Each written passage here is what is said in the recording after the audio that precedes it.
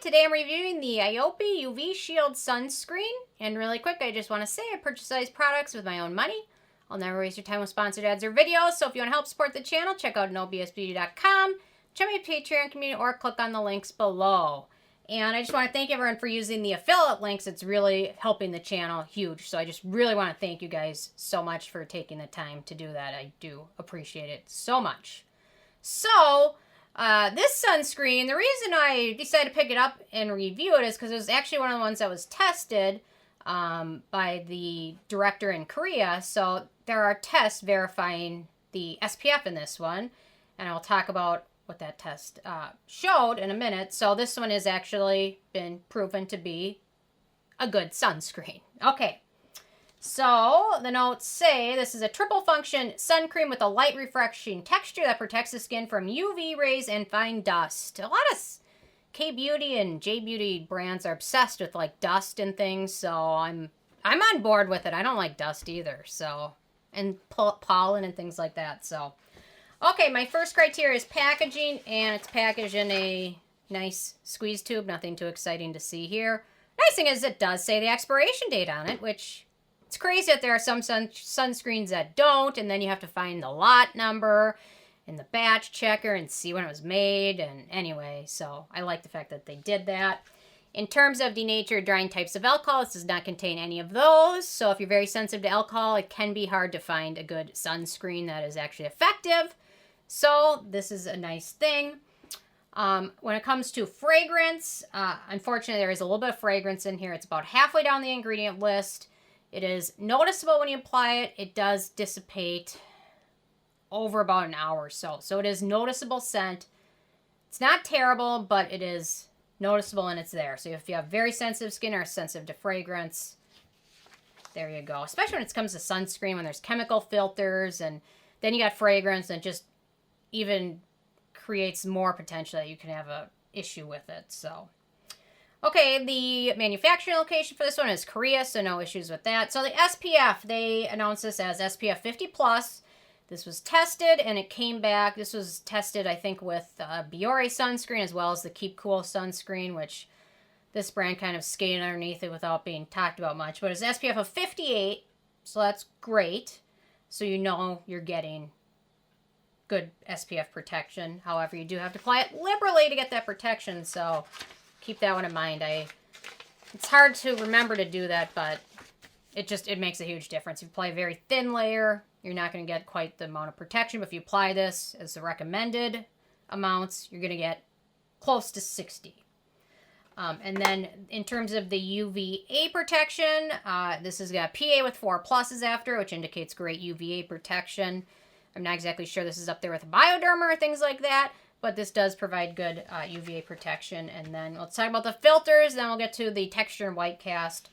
Okay, so for UVB filter, we've got octinoxate, which I can say wrong any day. It's a nice, cosmetically elegant liquid. It's used in a lot of different sunscreens, so it's a main UVB filter. Then we've got a UVB and UVA combo, which is Tinsorbas, which is a very photostable filter. It does UVA 1 and 2, UVB. It does a great job. It's very stable. It hardly deteriorates. And it also helps stabilize other filters. Then, interestingly enough, we've got another UVB, UVA blocker, which is titanium dioxide, which is a blocker. Does UVB, UVA 1, UV2, UVA 2. Typically gives things a little bit of a white cast. So, we'll talk about that in a minute. But it's a great blocker. And then for UVA, totally, we've got Uvinol A+, which is a great UVA ray protector. It absorbs them, gives protection in the whole UVA ray, and then it can be used 10% maximum worldwide except for the US and Canada. Thanks, FDA. Okay, so in terms of white cast, let's apply this one. So with titanium dioxide, you might expect a little bit of a white cast. However, this one is pretty clear for the most part. It does have a very, very, very light white cast, which on my pale skin isn't really noticeable. However, if you have deeper skin tones, you might notice a bit more. However, for the most part, it is pretty clear. It's not as white cast as other ones, so I didn't knock them for it, but it does have a minimal little bit of a white cast. But once you smooth it in and absorbs, it pretty much fades. So there we go. Okay, so let's get to the texture of this one. And it's got a really nice lotion texture, which absorbs really nicely, and it sets to a natural finish. I wouldn't say it mattifies skin, and I wouldn't say that it looks glowy. I would say it's a pretty natural finish, and once it absorbs, it's pretty non-sticky. Maybe just slightly tacky, but once it absorbs, it's really not sticky like you would expect some other ones to be. So, very nice texture overall. Works well with other products. For ease of use, it applies very easily. It plays well with other products. I didn't really have any issues with pilling. Reapplication with this one isn't as easy as it is with some other ones. I have a feeling it's probably from that titanium dioxide in there. But reapplication this one isn't as easy as is with some other ones because it does have that lotion texture, which takes a little bit of time to absorb. But if you're on an average day, you're not going to reapply it. This one is a fine one to use. Okay, so antioxidants and beneficial ingredients of this one. So we've got a few. We've got niacinamide, pretty high up, which is a skin brightening ingredient.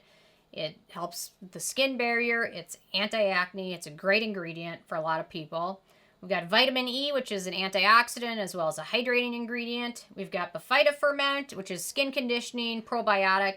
Can help with skin hydration. It can help with the barrier function. It can also help with skin sensitivities. Then we've got Chychorium intibis root extract, which is a skin conditioning ingredient that also helps with skin barrier function. Adenosine, good cell communicating ingredient, helps with wound healing and helps with barrier repair. It's kind of an ongoing theme with the ingredients. They really put a lot of skin barrier repair ingredients in here, which is great, but if they would have left out the fragrance, it would have been even better. But we've got cotton extract, which I don't see in a lot of products, but it's a hydrating ingredient as well as a skin conditioning ingredient. And then we've got glucose, which is a humectant. So we've got some nice ingredients in here, although I would trade all of those to get rid of this scent because it's a noticeable scent. It's kind of a floralish scent, I guess. I didn't say it's kind of a floral citrusy smell, kind of. So, okay, in terms of acneogenic ingredients with this one, we've got two. We've got butylene glycol and dimethicone, so not a whole ton, but a couple, which for some people can be more problematic. In terms of animal testing, this brand appears not to be cruelty-free. I could not find anything where they stated it was cruelty-free, so sometimes with these smaller brands, it can be a little bit difficult to find, but it does not look like they're cruelty-free. In terms of performance, this one does a really nice job protecting skin from sun damage without looking or feeling greasy. It doesn't accentuate dry patches. It works nicely under foundation. I mean, it has a nice matte finish.